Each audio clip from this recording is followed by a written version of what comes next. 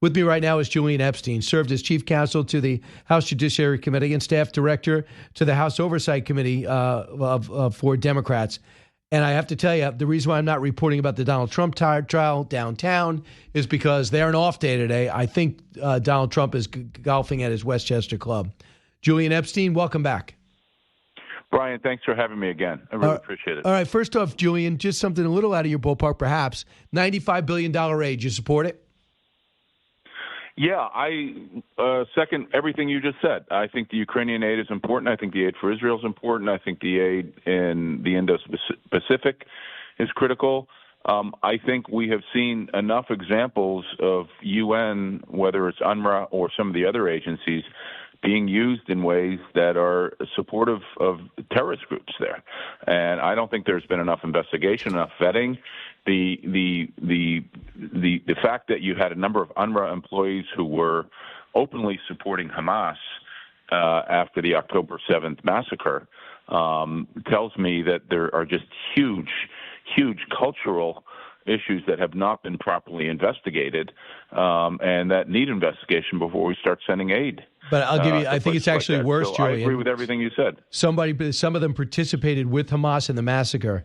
And even though that doesn't count for the 1,100 in the organization, it does count for a few dozen, and we don't know how deep it gets.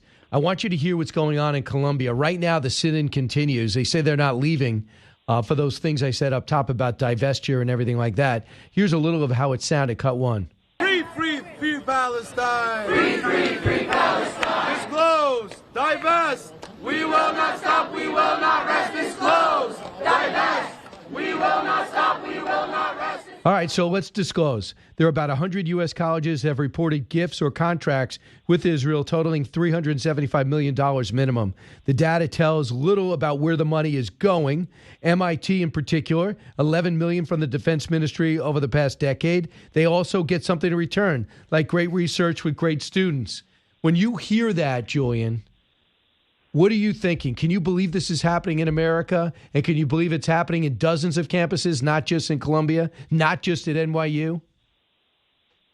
No, I can't believe this on just so many levels. And, you know, if these protests were going on in the state of Florida, Ron DeSantis would shut this down in a heartbeat.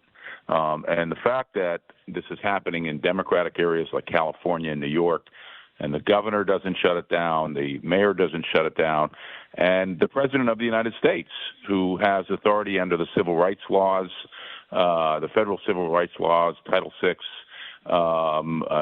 sort of a number of different laws, the fact that the federal government hasn't done anything, as Dwight Eisenhower did when black students were attempted to be blocked from entering public schools in the South in the late 50s. The fact that no one is doing anything about this is just outrageous. And what it will do is it will encourage more of it. You know, this is not speech. This is illegal harassment, and it's violence. It's shutting down the education system. This is not a liberation movement that the Students for Justice in Palestine are supporting. The Palestinians have rejected a two-state solution on at least 5 different occasions. The Palestinian leadership through Hamas and through the Palestinian Authority pledges the genocide of Jews and others that are different in any way from them, either religious minorities or ethnic minorities.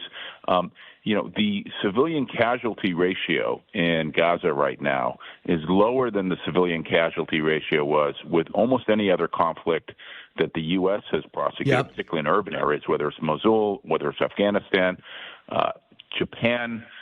Several million Japanese were killed after 2,000 soldiers U.S. soldiers were killed in Pearl Harbor. In Sudan, there's been 2 million Arabs and Muslims that have been killed. In Syria, there were close to 1 million, about 700,000. We were responsible maybe for 500,000 in Afghanistan and Iraq, but there were never any protests then.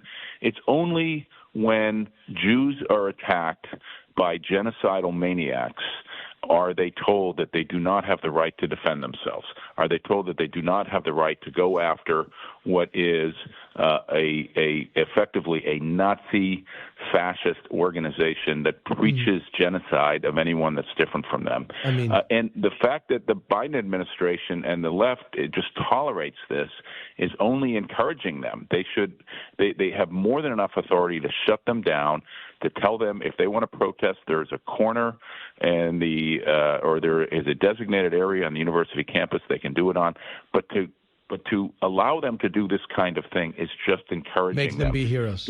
Right. Julian, I wanted to have, I 100% agree. I just want to get you, before we run out of time, on the Trump trial. So we're about 2 days into the testimony. David Pecker out there talking about, and they're trying to say a conspiracy to commit election interference.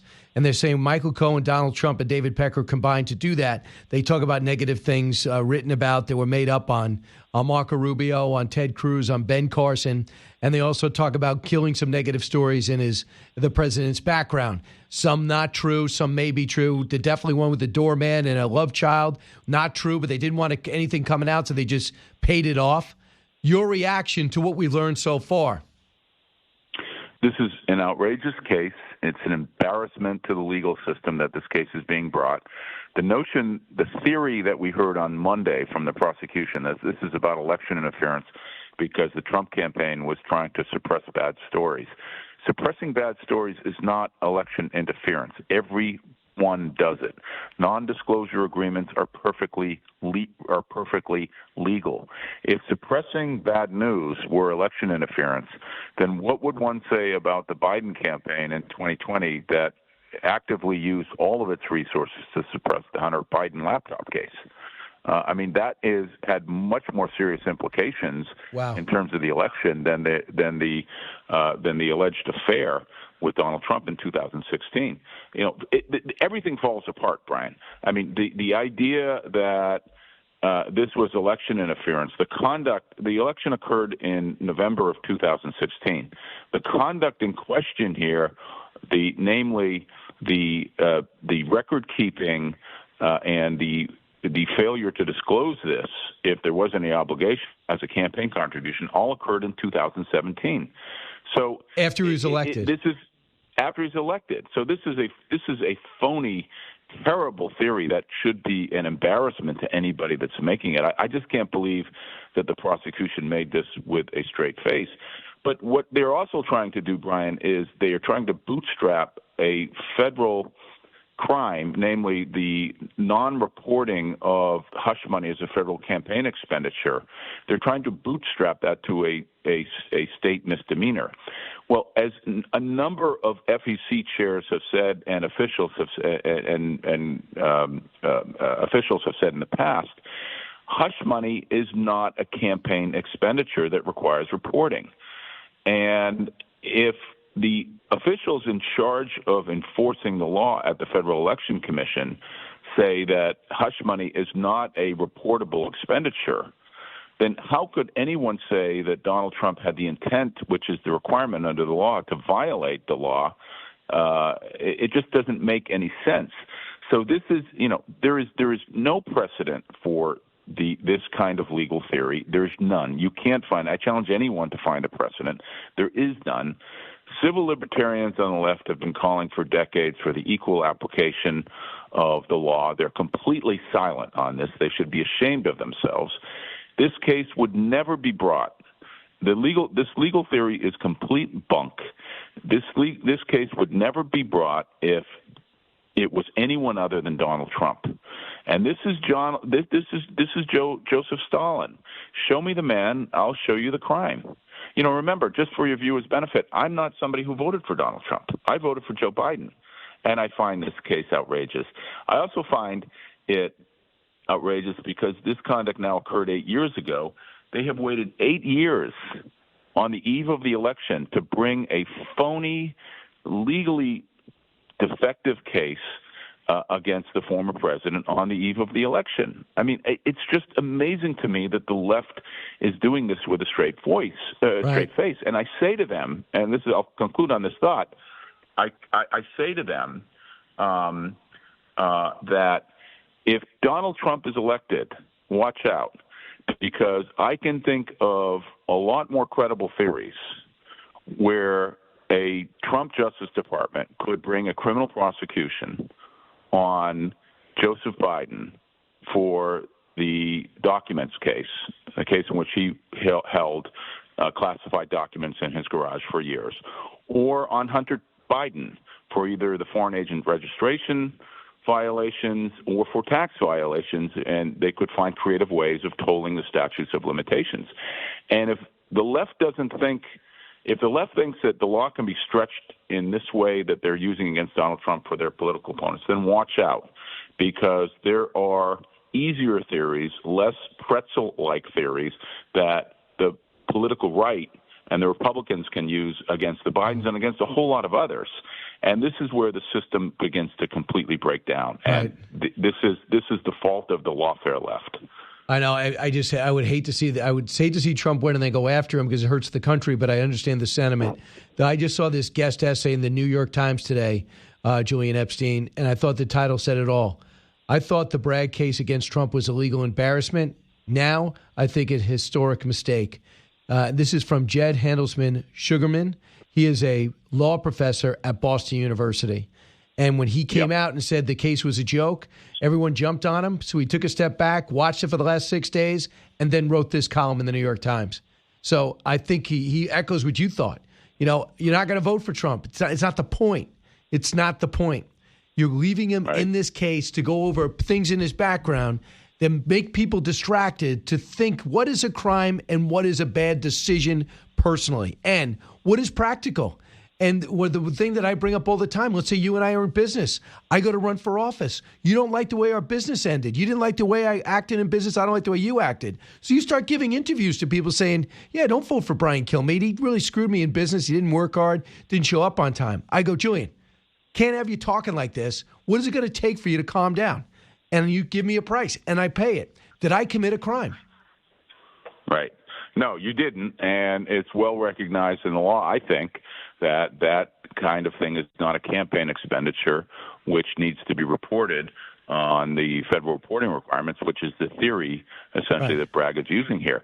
And he and I both wrote the author you cited, and I both wrote pieces for. He wrote for the New York Times. I wrote for the Wall Street Journal a year ago in April. I know, saying that this case was bunk, and we were both attacked for it. And I think everything we said then is becoming true now. The other point that we haven't touched on, Brian, is both Alvin Bragg and Letitia James campaigned on going after Donald Trump. And I think the Letitia James case was also a travesty because in that alleged fraud case, there were no victims and there were no damages and nobody was complaining. And the fact that they're going to try to hold Trump up on a $500 million fine, criminal fine on that is just, it's completely unprecedented. Again, it wouldn't be happening to anybody other than Donald Trump. And again, I don't say I'm not a Donald Trump supporter, so I say this as somebody who's just outraged by the abuse of the law. The fact that you have prosecutors out there campaigning on going after political figures like Trump is a complete conflict of interest, and it's something that it's inexplicable to me as to why the New York bar doesn't take up. I mean, this kind of conflict of interest in any other context would be something that would be worthy of disciplinary proceedings. But the fact that the New York bar turns a blind eye to the conflicts, I think, that were manifest with both Letitia James and Alvin Bragg is very, very troubling to me as well. So there is a lot wrong with this stuff. And the fact that the left is out there because it's good for cable ratings, it's good for selling copy, it's good for keeping people on TV, the sort of the lawfare left industry benefits from it. The fact that they're so opportunistically and self-promotingly Got it, Julian. I got to end it there. Going along with this thing is outrageous. Julian Epstein, thanks so much.